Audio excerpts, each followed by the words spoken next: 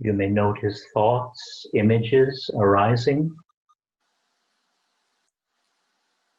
related to memory.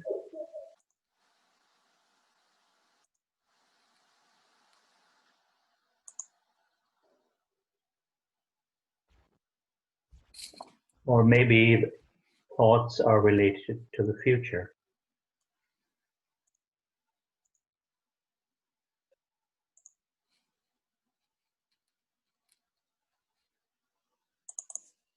Maybe later today, later on in the evening, or tomorrow.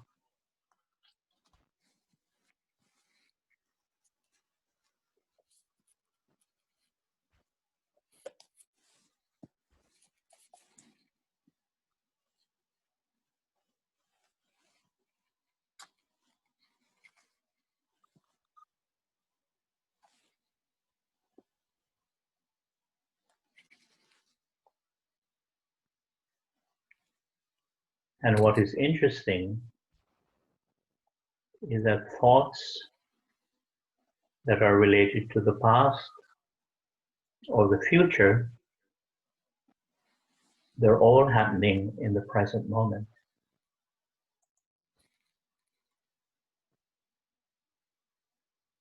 This is the wisdom of awareness.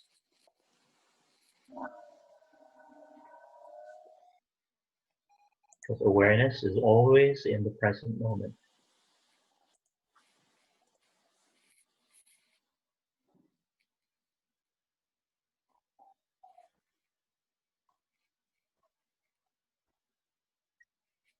This is the awakened state of mind.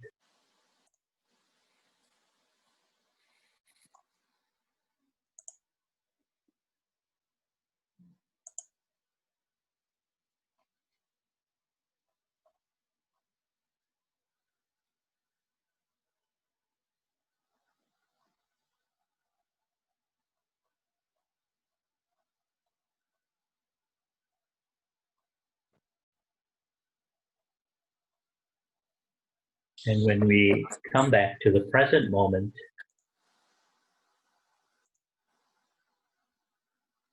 of the in-breath, out-breath, we naturally let go of those thoughts.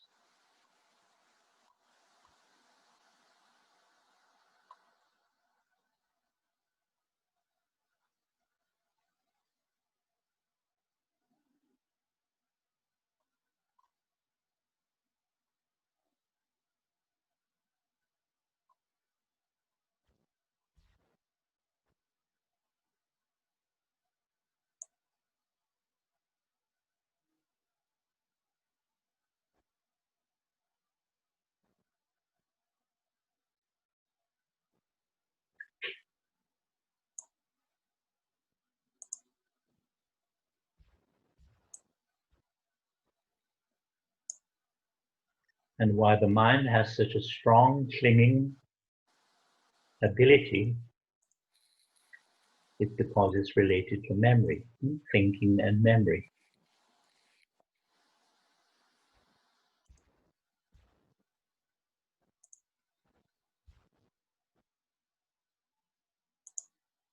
So without this awareness, this present moment mindfulness, it's very easy to cling to past memories, especially unpleasant memories.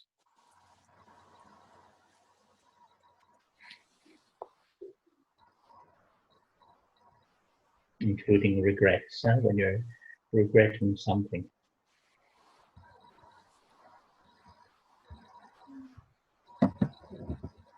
It's really just thinking and memory.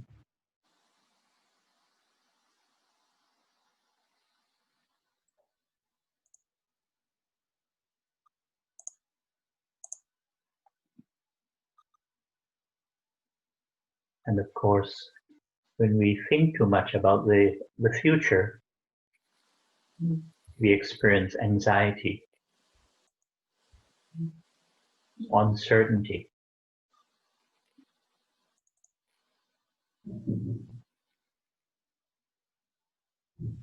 And even in normal times, when there's no pandemic, this obsession about the future naturally brings anxiety.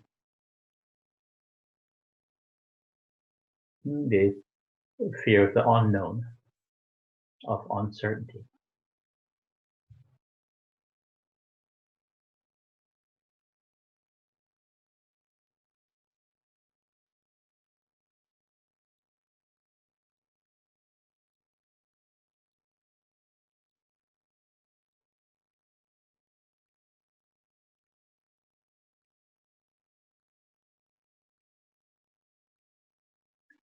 Present moment, wonderful moment.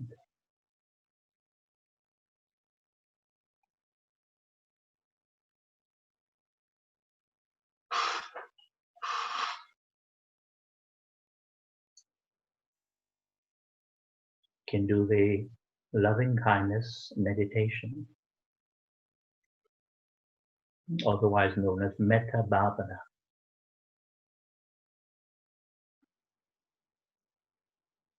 May I be well, happy, and peaceful.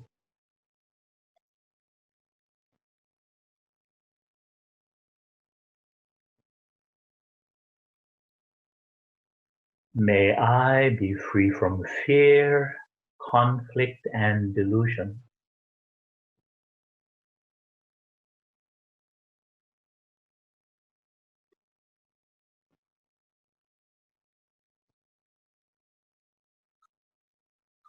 May my family and friends be well, happy, and peaceful.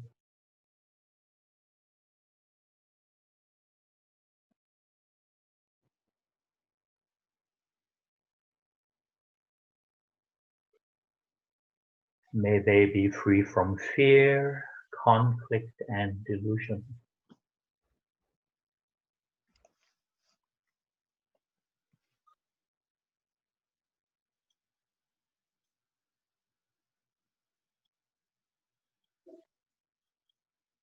May my co-workers be well, happy, and peaceful.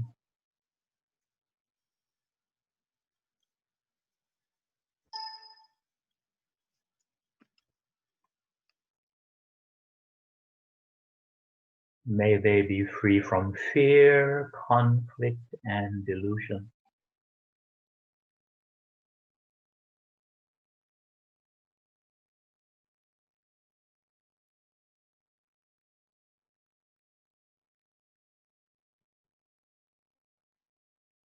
May all beings be well, happy, and peaceful.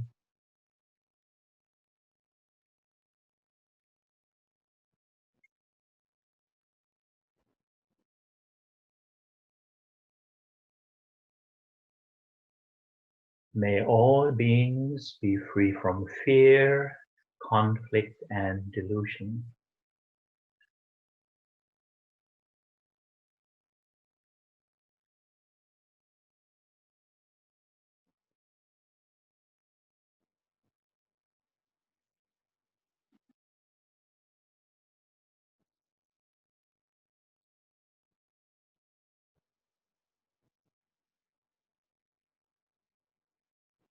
Present moment, wonderful moment.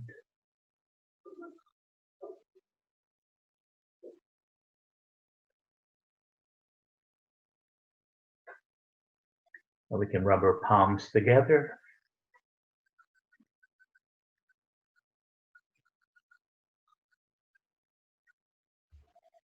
And just gently massage the face. And be aware of the sensation, the tough sensation.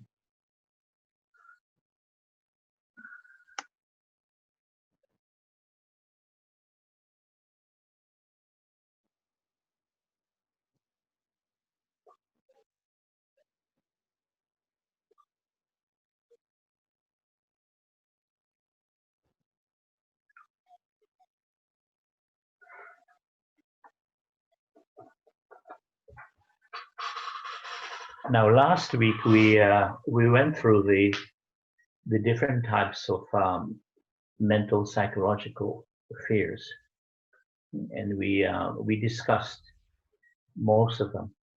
There are 2 or 3 that we didn't discuss. Those of you who are not here last Saturday, you can just watch the video on YouTube. Go to Buddhist Embassy. You will see last Saturday's video. So I'll just go through the list again, but I won't comment on most of them. And we mentioned too that basically there are 2 types of fears. There's physical fear and there's mental psychological fear. And we said how physical fear, it's something very natural. It's instinctive. And it's a rational reaction to physical danger, to some kind of threat. But mental psychological fear is something more complicated, because we have this thinking process. So we have different types of mental psychological fears. And we have the connecting factor of these fears, like a tree. The branches are the different types of fears we have. You have the connecting trunk of the tree, and then you have the root of the tree of fear. So I just go through the list again of the mental psychological fears we have. There's a fear of not being successful, fear of not achieving something, fear of not getting what we want, what we desire. We can relate to this. There's also the fear of not being loved and accepted, fear of rejection, and of course wanting approval, always wanting approval of others. So it shows some form of insecurity. And we mentioned that this fear actually comes from childhood, not getting enough attention, not getting enough love from our parents. And very often when our parents are stressed and have their own personal problems, children tend to suppress their feelings in order to fit in. Because children, as you know, are dependent on their parents, both physically and emotionally, for survival. There's also the fear of change, fear of the unknown, fear of uncertainty. And then there's the fear of loss. We didn't discuss this last week. And also we said that there's the fear of sickness, aging, and death. And death, of course, is the great unknown. So we'll speak more about the fear of death. And there's the fear of public opinion, the fear of being blamed, criticized. And you may recall there's somebody last week had this fear, the fear of being blamed, fear of being criticized. And it's very possible that this person grew up in a very judgmental home environment. Either both parents or one parent was very judgmental. So you grow up naturally having this fear of being criticized, being judged.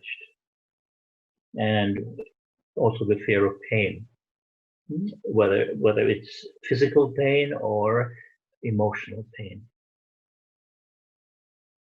And then there's the fear of ghosts and spirits in some cultures. And the fear of authority. And for some people, say if you're a Christian, there's a fear of God, fear of being punished by God. And of course, there's the fear of Satan. Satan.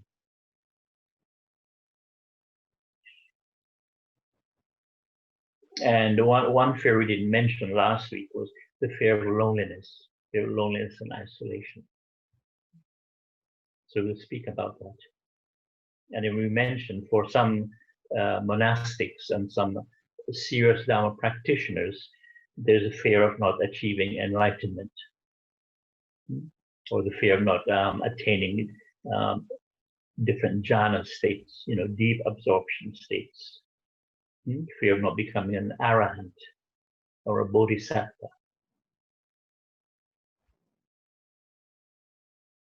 And then we have these fears like claustrophobia, fear of enclosed space. And the opposite of that is the fear of open space, agoraphobia. It's a rare condition, but there are some people who have this fear.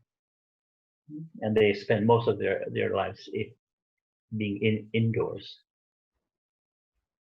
And you have those childhood fears, like the fear of snakes, spiders, lizards, mice, rats, and so on.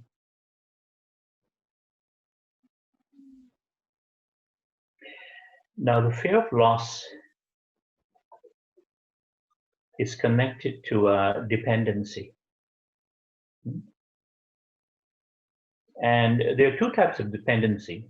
There's physical dependency and emotional dependency. Now, as human beings, we have to be dependent on other people physically. We can help each other. Just like we also depend on, say, the postman or the postwoman to deliver your mail. And in some cultures, you had a milk delivery. That's rare these days, except in very rural areas. You had to depend on the milkman to deliver your milk, and so on. And we can help each other.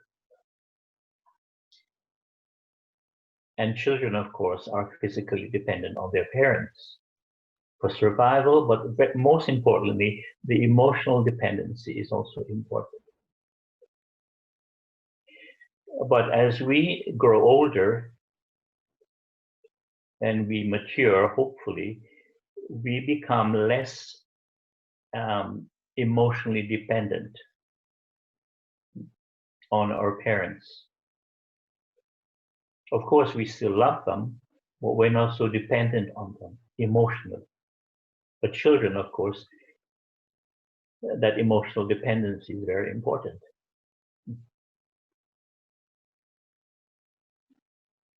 So the fear of loss, actually, it's mainly from emotional dependency. So this is something we have to look at if you have this fear.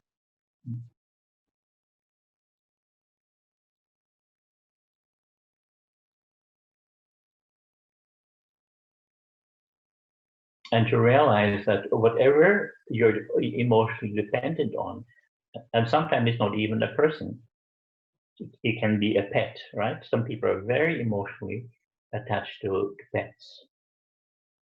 And you can even be emotionally attached to material things that have very strong memories, emotional memories. Those material things, certain things, hold a very strong attachment because of the memories. So this is something we can look at. Not judge it, not criticizing it, but just to see that emotional dependency. And to understand that emotional dependency creates this fear of loss, of losing that which you're emotionally attached to.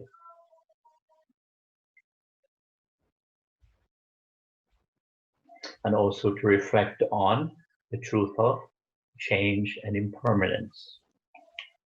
So this is what the Dhamma is teaching us, that whatever we're emotionally dependent on, it is not permanent. It has to change. Just like physically, we may be in good health, and we have to depend on the body. But when we understand that the body will age, it will get weaker, not so strong, not so energetic, and of course one day the body will die. So we have to reflect wisely on this truth. Now, the fear of loneliness also comes from childhood, not getting enough attention from parents, from adults. And also, as we grow into adulthood, this fear of loneliness and isolation comes from the restless mind, a man that is always wanting something. And with the restless mind, of course, we don't want to be by ourselves, or we want to be entertained, or we get bored very easily. But when we can use mindfulness to calm and focus the mind, you begin to come to terms with one's basic aloneness, because we are alone, whether we like it or not. As you know the saying, we're born alone and we die alone. And if you're hungry, no one can eat for you. No one. Just like if you're tired, no one can rest for you. If you have to go to the washroom, nobody can go for you. It's just a fact of life. And I think during this pandemic, we have an opportunity to come to the understanding of aloneness and to be at peace with ourselves, with being alone. But the mind has to be peaceful. Excuse me. But if the mind is restless, then we have this fear of loneliness. Because as you know, loneliness is different from aloneness. Because when you're lonely, you don't like to be by yourself, or you want to be entertained. And if you can't find company, you'll call somebody. You call somebody and chit chat on the phone. And of course, the more we think about ourselves, the more self-centered we are, we experience isolation, a sense of isolation. Because that's just the nature of self-centered thinking. It is self-isolating by nature. It's like, say, even if you're in a natural environment and your mind is not peaceful and you're only thinking about yourself, you do not feel connected to nature. You know, the I feels separate from nature. And as I've mentioned quite often too, is that if you're in a very beautiful environment and the mind is very preoccupied with something, you cannot really appreciate the beauty of the environment, because you're caught in your mental world. So in order to really appreciate the beauty of nature and the environment, one has to be calm, one has to be present. Again, the present moment. And so you're receptive to the beauty which is around you. And of course, during this pandemic, it's very therapeutic to spend time with nature, because nature is always in the present moment. And of course, if you do have animals around you, animals can teach you about the present moment, because they're always in the present moment.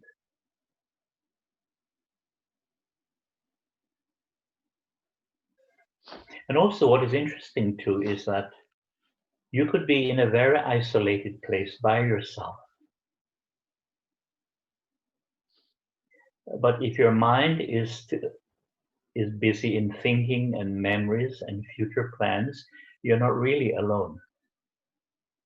Because all your thinking is based on society, all your relationships, all your activities, all your memories, future plans. It's connected to society. And one is really alone when the mind is silent. When the mind is silent, open, aware, and is timeless, then you are truly alone. Very interesting.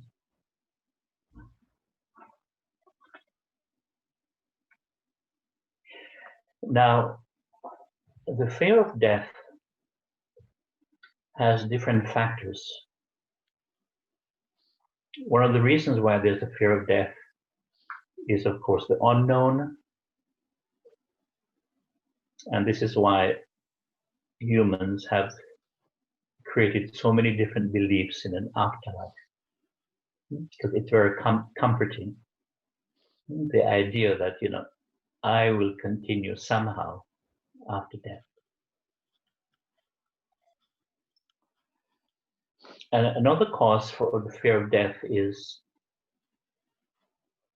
the ending of all our attachments.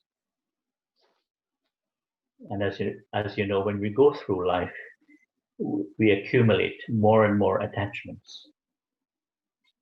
Not only attachment to material things, but to people, to our activities or hobbies. Some people would like to believe that heaven, when we go to heaven, there'll be internet and high-speed internet. And it's all free. You don't have to pay anything for Wi-Fi.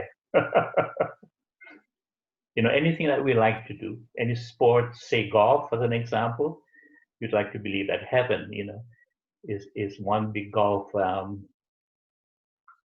course, and you have free membership, and you can play 24/7, 7 days a week. You can play golf or any activity that you like.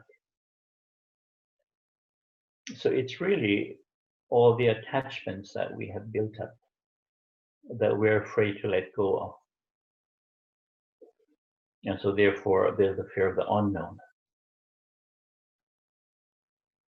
And also, we tend to see death as some event in the future, something that's very scary. Of course, it is unknown.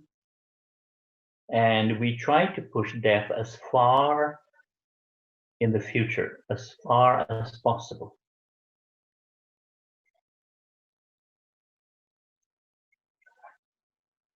So in Dhamma practice, we learn to bring death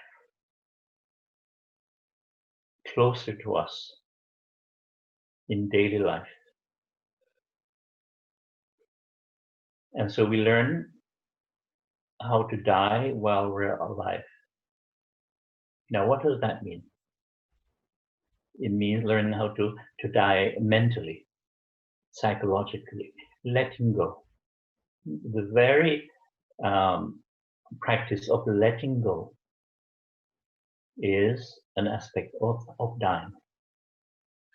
Letting go of the past memories, especially unpleasant memories, past hurts, past anything that's unpleasant, to let go. So there's much more to dying than this physical dying, because physical dying is certain, is 100% certain. But learning how to die mentally, psychologically, is very, very important in Dhamma practice. And this is where our mindfulness, present moment awareness, comes in. And the wisdom of change, impermanence, and non-self.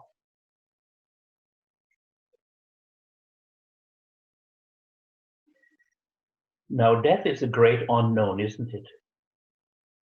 And it is unknown simply because of our thinking mind. So to understand this fear of the unknown, we have to understand what thinking is. And thinking, very simply, is a response to memory, past experience, and knowledge, information. So in other words, all our thinking is based on that which we know, right? That's obvious.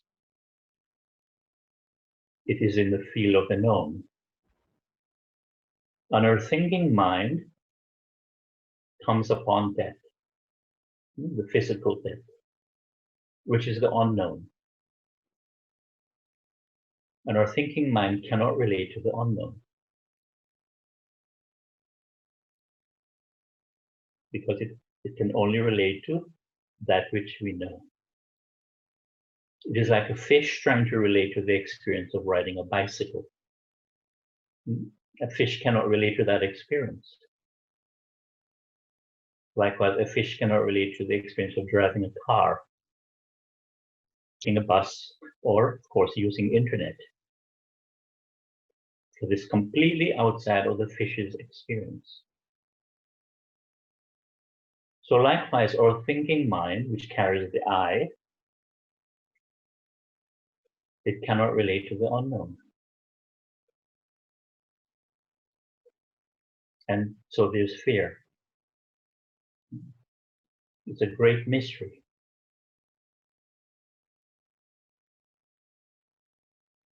And so to compensate for this great unknown, thinking says, of course, I will continue after death.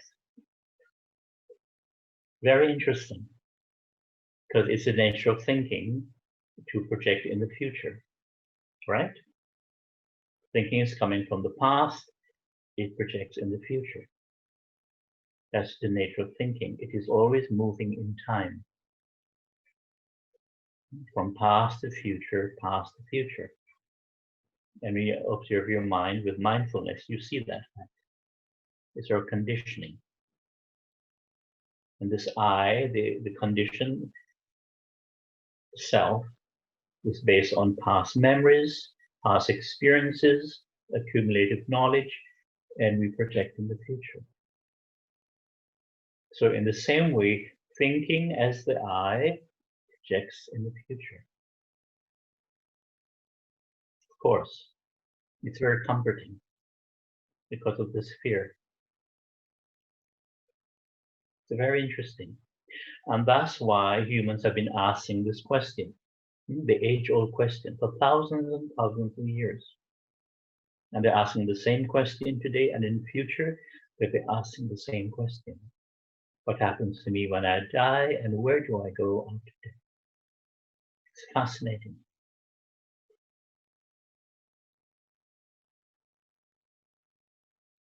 And one of the great insights of meditation is that when we allow the mind to become silent, to become still, in that silence, in that stillness, is the unknown. Because thinking is based on that which we know. So when we allow the mind to become silent, that movement in time to become silent, to become still, that stillness of the mind is the unknown. The absence of thought. And when we understand this, there is no longer fear of the unknown. Because we experience the unknown as something which is very peaceful and timeless. It's a wonderful insight when we can understand that silence is the unknown.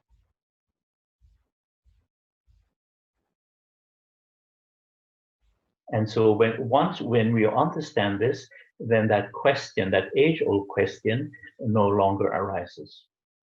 You know, what happens to me when I die, and where do I go after death? Because it is thinking, isn't it? As the I that is asking that question.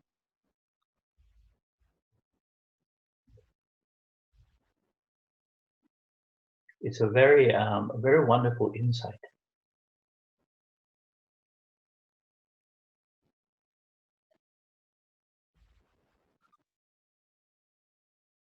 And if you cannot have that silence, you can do mindful chanting. Because the mindful chanting brings you in the present moment and there are no disturbing thoughts. Because it's when we project in the future, there is fear, there's uncertainty.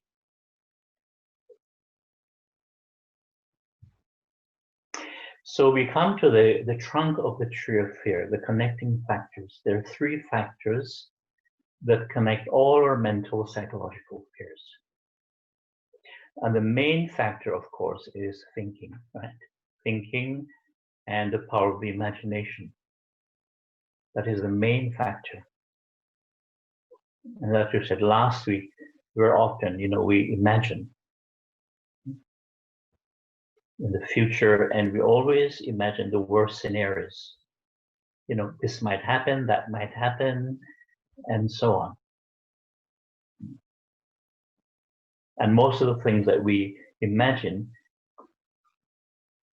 are only delusions of the mind. They're never as bad as we imagine them. So that's the main factor. And the second factor of fear is time, right? Past and future. You can see that. Because thinking is related to time. It's moving in time from past to future. The past bring memories and unpleasant memories, fear of pain, and of course, regret and guilt. And as we said, guilt is an aspect of fear because of the negative thoughts and the negative image that you create about yourself. And of course, all our plans and desires are related to the future. You can see that. This is why when we obsess too much about the future, naturally, there's fear. You won't be able to achieve what you like to achieve, and so on. And the third factor is desire, craving. Craving. And part of the frustration we are experiencing during the pandemic is there's so many things you want to do. You want to go back to normal life, what we call normal life, normal activity, and we have all these restrictions. So naturally there's tremendous frustration, psychological stress.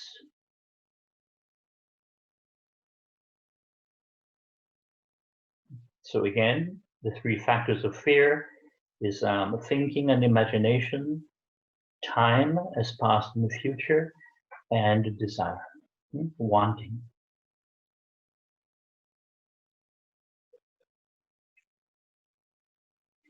And of course, the root of the tree of fear is the self, the I, the me.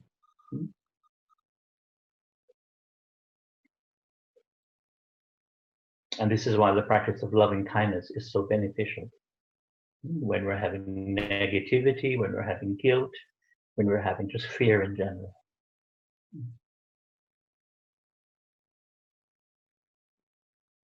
Because when you're sending loving kindness, of course, we start with ourselves, but we send loving kindness to friends, family, co-workers, people who are having difficulty in life, and you think of all beings in the world who are having the same problems as yourself. Naturally, we go beyond the narrow, self-centered dimension. And that's why it's very beneficial.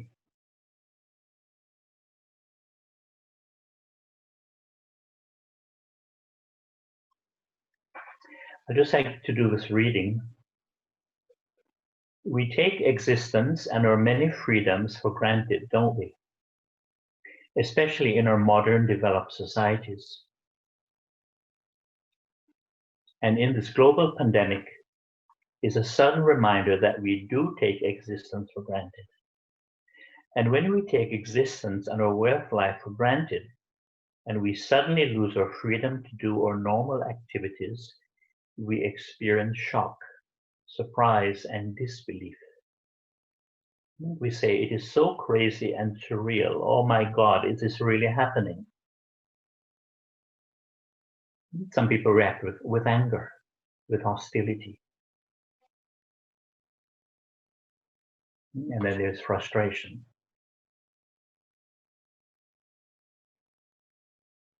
This is not supposed to happen.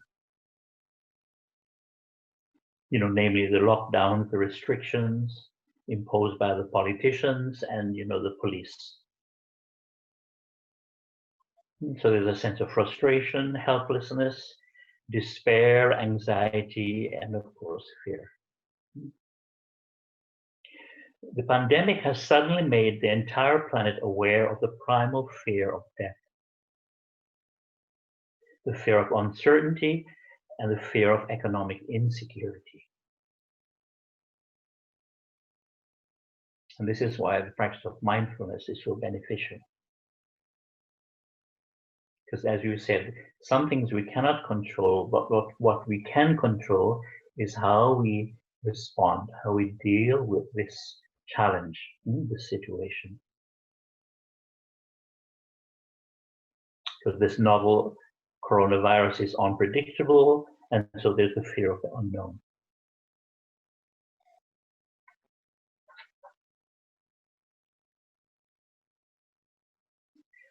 Okay, at this time, are there any questions?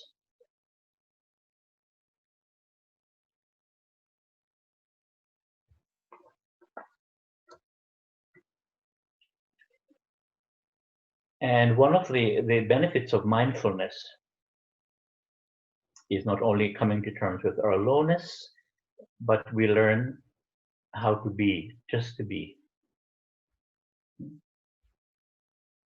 And that's one of the aspects of being at peace with oneself, regardless of the situation. Learning how to be. Because normally we're caught in becoming, I have to do this, I have to achieve, I have to work, I have to, so many things we have to do, or we like to do. In Dharma language, we call it becoming, the craving to become. And of course, when we have this craving to become, with that is always the anxiety, the fear of not becoming.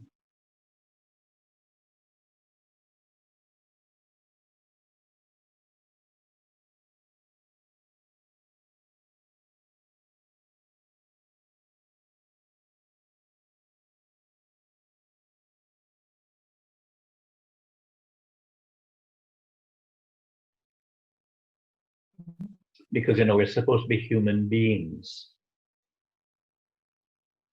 But actually, we're not human beings anymore. We used to be, but not anymore. We're human doings, human, achievings, and so on. So learning how to be is very, very beneficial. And it is actually an awakened state.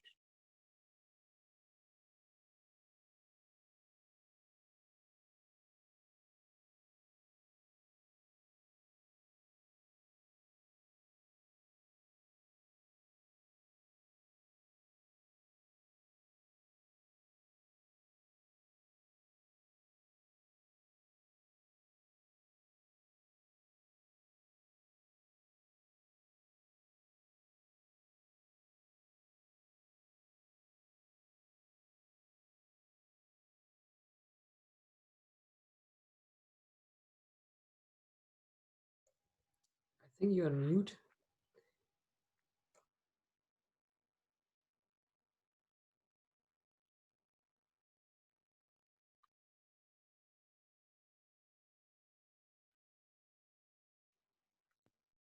I think you're muted. I'm here. Can you unmute? Oh, sorry about it. I was trying to say that we lost Bhante a while ago. And if there's any questions, we can either email. Oh, the Bhante is back now. Yes. So also shortly we lost Bhante.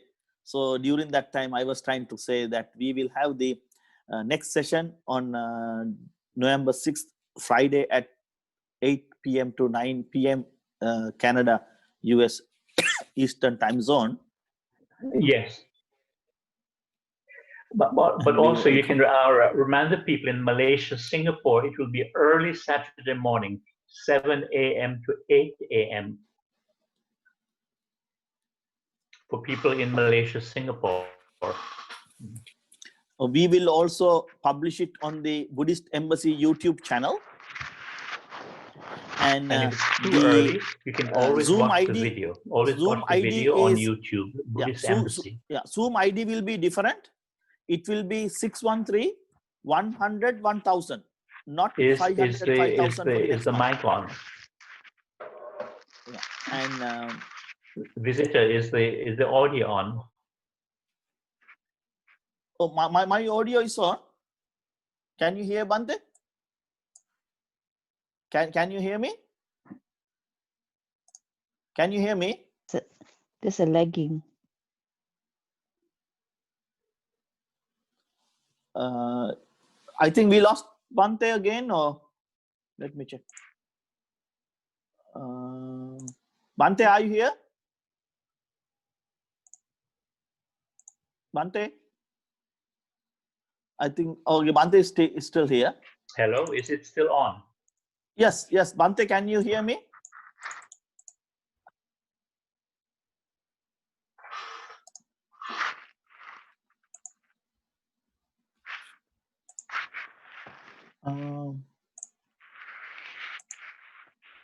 Okay, Bhante, you are back.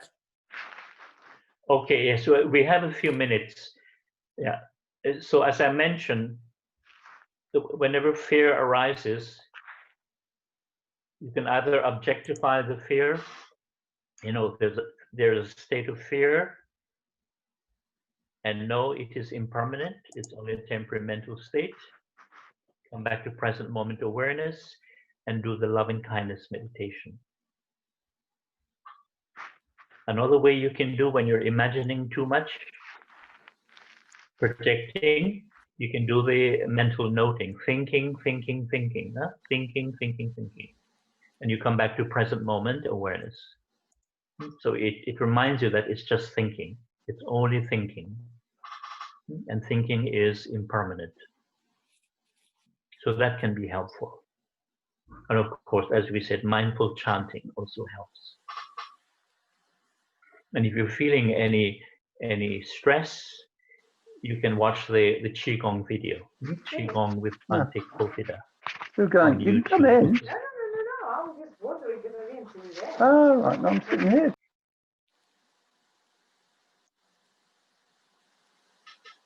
Yeah, so you can follow the video and you can do some of the Qigong movements. You don't have to do all the movements, 3, 4 movements. It's very helpful.